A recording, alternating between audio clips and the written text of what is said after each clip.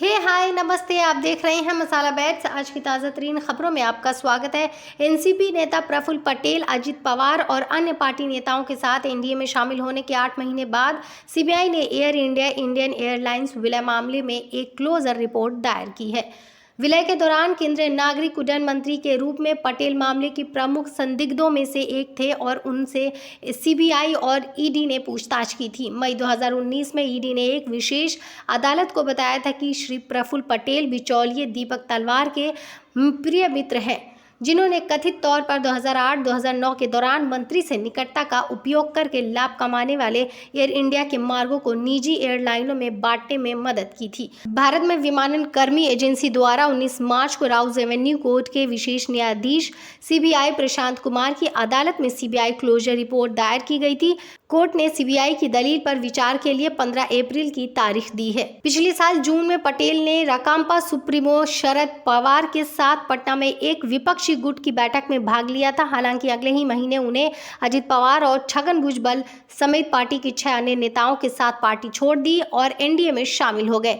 NCP का अजित पवार गुट अब महाराष्ट्र में एकनाथ शिंदे सरकार का हिस्सा है और अजित पवार डिप्टी सीएम है। मामला national aviation corporation of India limited बनाने के लिए एआईआईए विलय से संबंधित है, जिसने बड़ी संख्या में विमान पट्टे पर दिए और एयरबस और बोइंग से 111 विमानों की खरीद के अलावा विदेशी एयरलाइंस को लाभदायक मार्ग सौंपने, भ्रष्टाचार से जुड़े आरोप लगाए, विदेशी विनिवेश के साथ प्रशिक्षण संस्थान खोलने में और पटेल के लॉबिस्ट दीपक तलवार के साथ कथित संबंध, जिन्हें जनवरी 2019 में दुबई से निर्वासित किया गया था और ईडी द्वारा गिरफ्तार किया गया था। इन मुद्दों की जांच के लिए सीबीआई ने उस साल जनवरी में सुप्रीम कोर्ट के आदेश के बाद मई 2017 में मामले में 4 एफआईआर दर्ज की थी।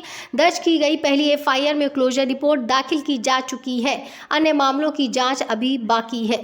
निजी पार्टी और नागरिक उड्डयन मंत्रालय और एयर इंडिया, इंडियन एयरलाइंस के अन्य लोक सेवकों के साथ साजिश में लोक सेवक के रूप में पद का दुरुपयोग करके बड़ी संख्या में विमानों को पट्टे पर देने के संबंध में निर्णय लिया गया, सीबीआई की पहली एफआईआर में कहा गया। इसके अलावा जब विमान अधिग्रहण कार्यक्रम चल रहा था तब भी अन्य अज्ञात व्यक्तियों के साथ साजिश करके विमान को पट्टे पर दिया गया था और इसके परिणाम स्वरूप निजी कंपनियों को आर्थिक लाभ हुआ और परिणाम स्वरूप सरकारी खजाने को नुकसान हुआ, पहली एफआईआर में कहा गया। पटेल ने आरोपों से इनकार करते हुए कहा था कि मामले में सभी निर्णय सामूहिक थे।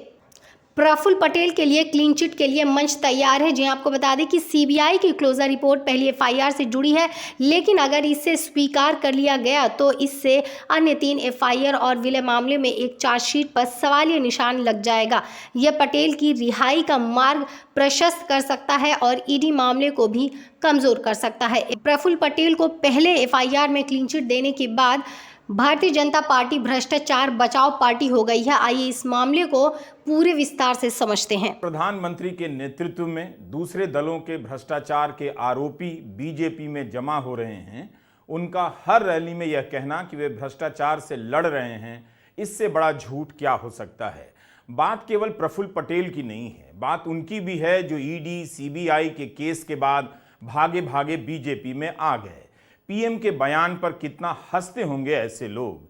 क्या रैली में सामने बैठी जनता को पता है कि मंच से प्रधानमंत्री भ्रष्टाचार मिटाने की नहीं, भ्रष्टाचारियों को अपनी पार्टी में मिलाने की बात कर रहे हैं। उनके लिए भ्रष्टाचार से लड़ाई का मतलब है विपक्ष के नेताओं के पीछे ईडी छोड़ दो और वो अपने आप भागे भागे बीजेपी में आ जाएंगे। अभी तक घोटालेबाज पकड़े जाते थे तो जेल जाते थे, उन्हें कोई पार्टी अपने में शामिल नहीं करती थी, मगर बीजेपी ने अलग ही माफीनामा स्कीम शुरू कर दी है। ईडी की जांच शुरू होती है, जेल जाते हैं और फिर ये लोग बीजेपी में आ जाते हैं। इस वीडियो को पूरा देखिए, देख लीजिए, समय तो बचा नहीं है। जो सत्यानाश होना था वो अब तक हो चुका है। झूठ का बवंडर इतना बड़ा हो गया है कि अब जनता को पता चलने में ही 20 साल लग जाएंगे कि ये सब हुआ जब वो धर्म की राजनीति में अपना आपा खो चुकी थी। इंडियन एक्सप्रेस के दीप्तिमान तिवारी की यह दूसरी बड़ी रिपोर्ट है जो ईडी का भांडा फोड़ देती है, जिसे पढ़कर लगता है कि ईडी के पीछे से कोई गिरोह काम कर रहा है जो न केवल चंदा वसूली करता है बल्कि करप्ट नेताओं को भी दूसरे दलों से वसूल कर बीजेपी में ला रहा है। कोई भी इस हेडलाइन को किसी भी भाषा में समझ सकता है जो ये कहती है कि 2014 से लेकर अब तक जितने विपक्षी नेताओं पर भ्रष्टाचार संबंधी जांच चली है उनमें से 25 भाजपा में शामिल हो गए।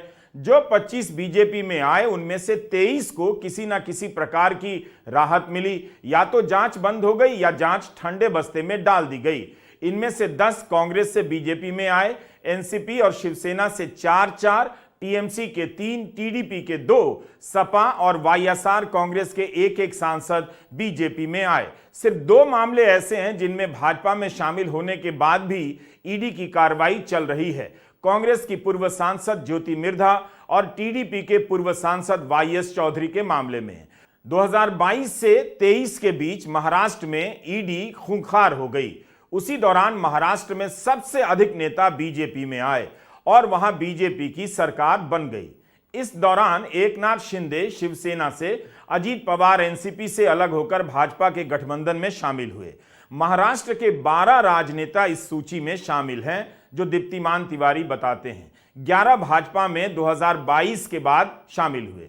ये कांग्रेस, एनसीपी और शिवसेना से हैं। एक तरह से इन जांच एजेंसियों की कार्रवाई के बाद महाराष्ट्र की क्षेत्रीय पार्टियां खत्म सी हो गईं, छिन्न भिन्न कर दी गईं। शिवसेना और एनसीपी का सिंबल भी कोई और ले गया। अब पता चल रहा है कि ईडी के जरिए बीजेपी ने किस तरह से अपने लिए राजनीतिक मैदान साफ किया है। कांग्रेस अध्यक्ष मल्लिकार्जुन खड़गे ने अपने घर पर प्रेस कॉन्फ्रेंस की थी और उसमें बताया था कि बीजेपी में 400 से अधिक विधायक दूसरे दलों से शामिल हुए हैं। इनमें से 200 से अधिक विधायक केवल कांग्रेस से निकलकर बीजेपी में आए हैं। यह कोई छोटी मोटी संख्या नहीं है, यह दल बदल भी नहीं है। निश्चित रूप से यह अपने आप में विधायक सांसद वसूली का मामला और गिरोह लगता है। 411 एमएलए को 10 साल में उन्होंने अपने तरफ लिया। अब मैं ये नहीं कहता कितना पैसा दे के खरीदे, क्या करे, वो नहीं, लेकिन आपको तो मालूम है कितने सरकारें हमारे इलेक्टेड थे, जैसा कि मध्य प्रदेश, कर्नाटक, मणिपुर, गोवा, उत्तराखंड, ये सब आप जानते हैं कैसे गिरे ये। अब पता चल रहा है कि प्रधानमंत्री मोदी के नेतृत्व से प्रभावित होकर ये विधायक सांसद बीजेपी में नहीं जा रहे हैं, बल्कि ईडी से थर-थर कांपते हुए बीजेपी में जा रहे हैं। इन भगोड़ों के लिए ईडी ही प्रधानमंत्री हैं, ईडी ही उनका नेतृत्व है। और प्रधानमंत्री कहते हैं ईडी ने कभी केस बंद नहीं किया। अभी तमिल चैनल थांती से उन्होंने यही कहा कि ईडी जो केस शुरू करती है वो बंद नहीं करती। हम उनका यह बयान पिछले वीडियो में भी पढ़ चुके हैं, फिर से छोटा सा हिस्सा पढ़ देते हैं। प्रधानमंत्री कहते हैं ऐसा है जिस भी पॉलिटिशियन का होगा केस चलेगा। आप मुझे बताइए एक केस बताएं कि भाई इसका केस ईडी ने बंद किया। यह जानते हुए भी कि प्रफुल्ल पटेल के खिलाफ 8,000 करोड़ के भ्रष्टाचार का मामला सीबीआई ने बंद कर दिया। अजीत पवार के खिलाफ मामला बंद हुआ है, प्रधानमंत्री फिर भी कहते हैं ईडी केस नहीं बंद करती है। 23 में से 3 मामले बंद कर दिए गए जो दीप्तिमान तिवारी ने दिखाया है। बाकी 20 मामले या तो ठंडे बस्ते में भेजे जा चुके हैं या फिर रुके हुए हैं। दीप्तिमान लिखते हैं कि भाजपा में शामिल हो जाने के बाद से जांच एजेंसियों का एक्शन इनएक्शन हो रहा है, यानी कोई कार्रवाई ना करना ही उनकी कार्रवाई रही है। सीबीआई, आयकर, स्थानीय पुलिस, आर्थिक अपराध शाखाओं, एंटी करप्शन ब्यूरो भी इस तरह की टारगेटेड कार्रवाई में शामिल होते हैं। ईडी की कार्रवाई स्वतंत्र रूप से नहीं होती है, दूसरी एजेंसियों द्वारा शिकायत के बाद ही ईडी अपना काम शुरू करती है। खुद प्रधानमंत्री ने अपने इंटरव्यू में यह सब बताया है। इंडियन एक्सप्रेस के दीप्तिमान तिवारी ने लिखा है कि प्रताप सरनायक की कंपनी के लेन देन के मामले में आर्थिक अपराध शाखा ने जनवरी 2021 में क्लोजर रिपोर्ट दायर कर दी। इसके 1.5 साल बाद वे शिंदे के साथ एनडीए में शामिल हो गए। 8 महीने के बाद कोर्ट ने क्लोजर रिपोर्ट स्वीकार कर ली, जिसके बाद ईडी के केस की धार ही खत्म हो गई। एक अन्य मामले में सरनायक के खिलाफ जांच चल रही है। 2012 में जब ये मुंबई कांग्रेस के अध्यक्ष थे कृपा शंकर सिंह, तब पुलिस ने उनके खिलाफ आय से अधिक संपत्ति का केस दर्ज किया। एफआईआर के आधार पर ईडी ने मनी लॉन्ड्रिंग का केस बनाया, उनके बेटों से पूछताछ की। 2015 में इनके खिलाफ चार्जशीट दायर होती है। कहा जाता है कि इनके पास 95 करोड़ की संपत्ति है, जिसमें से 18 करोड़ की संपत्ति आय से अधिक है। चार्जशीट बिना विधानसभा स्पीकर की मंजूरी के दाखिल की गई थी, इसलिए कोर्ट द्वारा डिस्चार्ज कर दी जाती है। सितंबर 2019 में कृपा शंकर सिंह कांग्रेस से इस्तीफा देते हैं, 2 साल बाद भाजपा में शामिल हो जाते हैं। आज की तारीख में ईडी का यह केस इनफ्रक्चुअस हो चुका है, निष्फल हो गया है। कृपा शंकर सिंह जौनपुर से मोदी के 400 पार की संख्या में शामिल होने जा रहे हैं। सब कुछ आपकी आंखों के सामने है। भ्रष्टाचार को लेकर प्रधानमंत्री का यह झूठ इस तरह से पकड़ा जा रहा है, फिर भी वे बोले जा रहे हैं कि भ्रष्टाचार के खिलाफ लड़ाई लड़ रहे हैं। ईडी केस बंद नहीं करती है, कैसे कह देते हैं? यह विश्वास शायद इसलिए भी है कि उन्हें पता होगा कि हिंदी का संपादक, उसका मालिक अपने अखबार में यह सब खबर विस्तार से छापेगा ही नहीं, हिंदी का चैनल दिखाएगा भी नहीं, तो गांव-गांव में और मेहनत मजदूरी करने वाली आम जनता को पता ही नहीं चलेगा कि उनके देश में यह सब खेल चल रहा है। इंडियन एक्सप्रेस की इस रिपोर्ट को हिंदी के अखबार आपके घरों तक पहुंचने नहीं देंगे। आप अंधेरे में हैं, आप अंधेरे में रहेंगे और प्रधानमंत्री की बात पर ताली बजाते रहेंगे। क्या भ्रष्टाचारियों को बचाना है? क्या भ्रष्टाचारियों को बचाना है? क्या भ्रष्टाचारियों को बचाना है? भ्रष्टाचार जाना चाहिए कि नहीं जाना चाहिए? भ्रष्टाचार यह अपने आप में भारत की राजनीति का सबसे बड़ा घोटाला है। एक तरफ ईडी और आईटी के छापे के बाद कंपनियां बीजेपी को 2400 करोड़ का चंदा देती हैं, दूसरी तरफ केंद्रीय जांच एजेंसियों के छापे के बाद विरोधी दल के नेता सैकड़ों की संख्या में अपनी पार्टी छोड़कर बीजेपी में आ जाते हैं। पैसा और नेता दोनों की वसूली हो रही है। यह दल बदल नहीं, वसूली है, नेता वसूले जा रहे हैं। ऐसा तो भारत की राजनीति में किसी ने आज तक नहीं किया। दिल्ली में कई जगहों पर एक होर्डिंग लगी है। इस होर्डिंग को देखते ही लगेगा कि भ्रष्टाचार मिटाने की गारंटी देने में प्रधानमंत्री मोदी का जवाब नहीं। इस होर्डिंग पर अगर आप दीप्तिमान तिवारी की यह रिपोर्ट फोटोशॉप के जरिए लगा दें तो कैसा लगेगा? जिन सभाओं में प्रधानमंत्री भ्रष्टाचार से लड़ाई की बात कर रहे हैं, क्या वहां लाई गई जनता को पता है कि ईडी, सीबीआई और आईटी ने विपक्ष के 25 बड़े नेताओं के यहां छापे मारे, मनी लॉन्ड्रिंग के केस दर्ज हुए और गिरफ्तार किया गया? वे सब भागकर बीजेपी में आ गए और उनमें से 23 को राहत मिल गई। वैसे बीजेपी में शामिल होने वाले नेताओं की संख्या 400 बताई जाती है। इस होर्डिंग की जगह एक दूसरी होर्डिंग भी लगाई जा सकती है, जिस पर प्रफुल्ल पटेल, अजीत पवार, नवीन जिंदल का फोटो लगा दीजिए। पिछले 1 साल में ये 3 बड़े नेता बीजेपी में आए हैं, इन्हें अलग अलग तरीके से राहत मिली है। साथियों, 24 के इस चुनाव में अब स्पष्ट रूप से 2 खेमे बन गए हैं। एक तरफ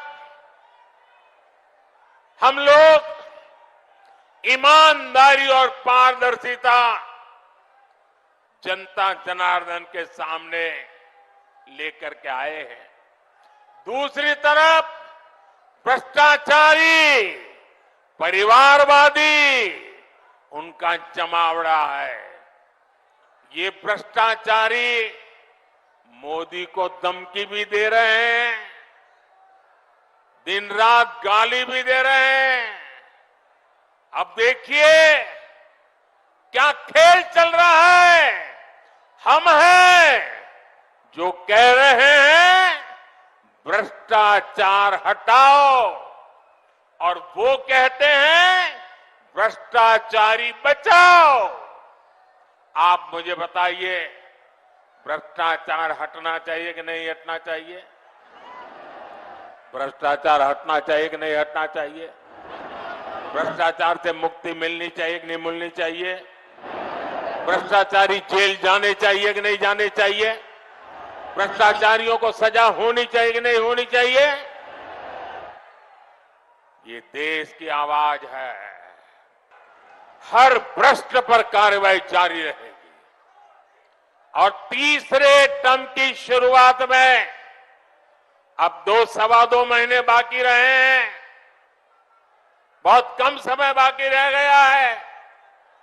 तीसरे टर्म में भ्रष्टाचार पर और तेज प्रहार होगा, ये मैं आपको गारंटी देने आया हूं। क्या आप तक यह खबर पहुंची? आपके अखबार ने मोटी मोटी हेडलाइन छापकर आपको बताया कि 8,000 करोड़ के विमान घोटाले के आरोपी प्रफुल्ल पटेल अब बीजेपी के लिए हीरा मोती हो गए हैं। 8 ही महीने हुए बीजेपी के साथ आए।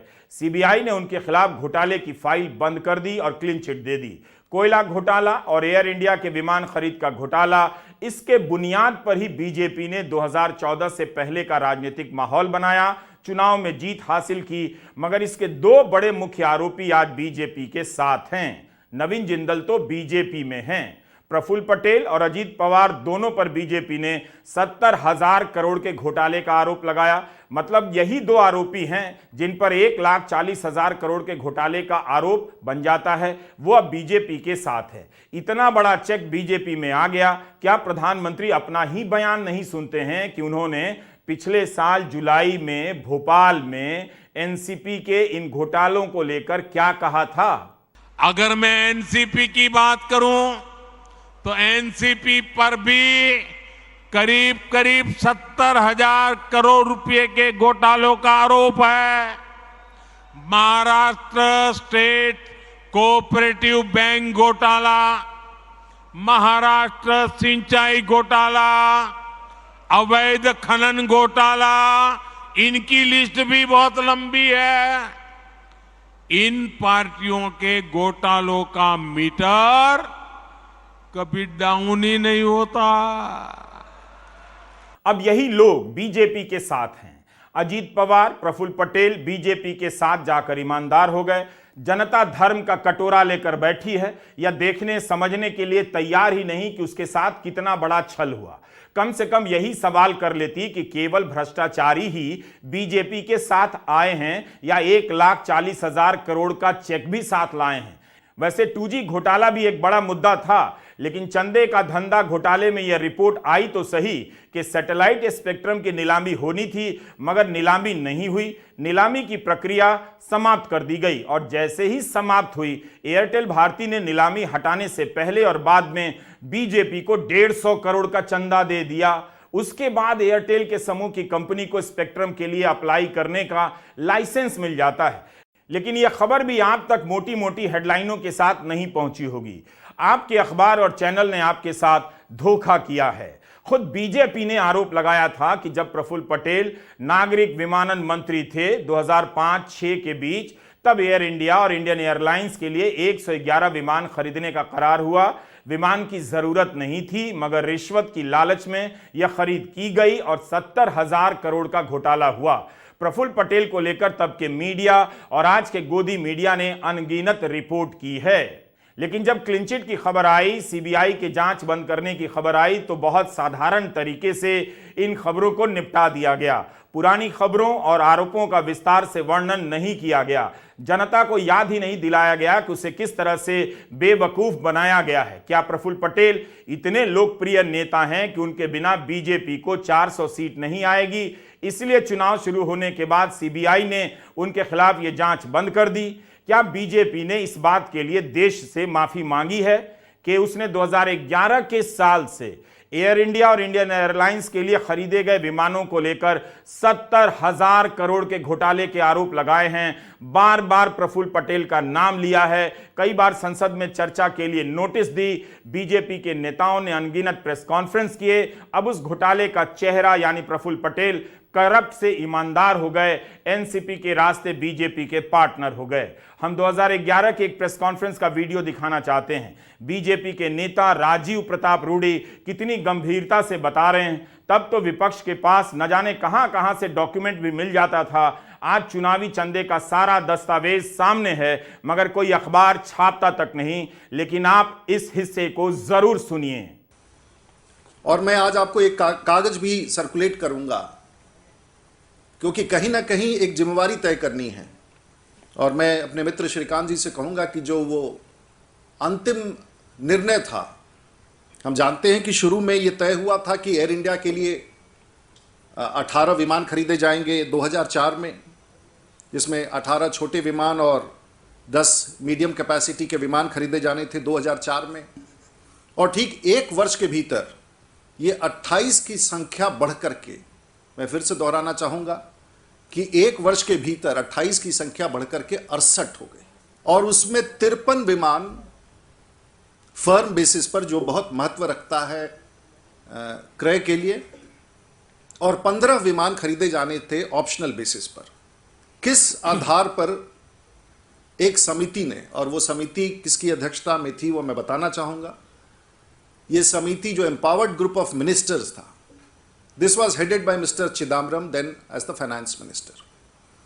और मैं आपको ये आज प्रधानमंत्री कार्यालय का एक पत्र, जिसमें उन्होंने भी इसे अनुमोदित किया है, और उसके साथ पूरे उस बैठक के मिनट्स, और मैंने उसके नीचे जो एक सेंटेंस है मात्र, air India will place the entire order for 68 aircraft with Boeing on firm basis. In what capacity did the EGOM have the authority to increase the vendor's order, to give the entire order A, to take the numbers from 28 to 68, B, to confirm what was proposed by Air India as an optional basis? ये एक बड़ा सवाल है जिसमें, और इसमें चिदम्बरम साहब का हस्ताक्षर है और चिदम्बरम साहब और प्रधानमंत्री जी की सहमति है। कहीं ना कहीं इस बात का जवाब चिदम्बरम साहब को भी देना पड़ेगा कि आखिर में यह निर्णय किस प्रकार से हुआ, क्योंकि एयर इंडिया ने इतने विमानों की खरीदारी की मांग नहीं की थी। सीएजी ने मुख्य तौर पर अपने प्रतिवेदन में 3 विषय कहे। एक, उन्होंने टिप्पणी की है मर्जर पर, जो एयर इंडिया और इंडियन एयरलाइंस का मर्जर किया गया। उस पर उन्होंने स्पष्ट रूप से कहा था कि किस आधार पर सरकार ने यह निर्णय लिया कि एयर इंडिया और इंडियन एयरलाइंस का मर्जर किया जाए, आज तक किसी को नहीं समझ में आया। दूसरा विषय जो सीएजी ने उठाया है वो है कि आखिर इतने बड़ी संख्या में विमानों की खरीद क्यों की गई, जब सबको पता था कि इतनी बड़ी आवश्यकता नहीं है। तो आखिर में इंडियन एयरलाइंस और एयर इंडिया मिलाकर के लगभग 125-15 जहाज़ों की क्रय क्यों की गई। और मैं फिर आपको स्मरण दिलाना चाहूँगा कि जो इंडियन एयरलाइंस का परचेज था, जो अर्स्टवाइल इंडियन एयरलाइंस, उस परचेज की कीमत मात्र 8,000 करोड़ थी, और जो एयर इंडिया का था, जिसे 28 से बढ़ा के 68 किया गया, इसकी कीमत 40,000 करोड़ रुपया था। तो ये भी अपने आप में है। उसमें यह भी टिप्पणी की गई है कि आखिर आधार क्या था कि जब एयर इंडिया और इंडियन एयरलाइंस को मर्ज किया जाना था, तो वैसे स्थिति में दोनों कंपनियों के विमान अलग अलग क्यों खरीदे गए, इसके भी सवाल का जवाब सरकार ने नहीं दिया है। जब बीजेपी विपक्ष में थी तब उसकी हर प्रेस कॉन्फ्रेंस, नेताओं के बयान को प्रमुखता से टीवी पर दिखाया जाता था और लोगों को पता चल जाता था। अगर उसी अनुपात में प्रफुल्ल पटेल को मिली क्लीन चिट की खबरें आज छपती, सवाल होते, मीडिया याद दिलाता कि तब क्या क्या कहा गया था, तो जनता को कुछ तो पता चलता। पब्लिक को कुछ पता है नहीं, और जनता बने घूम रही है कि हम जनता हैं, जनता सब जानती है। ये सारी खबरें 2017 के साल की हैं। तत्कालीन चीफ जस्टिस जे.एस. खेहर की बेंच का आदेश था, जिसमें आज के चीफ जस्टिस डी.वाई. चंद्रचूड़ भी शामिल थे।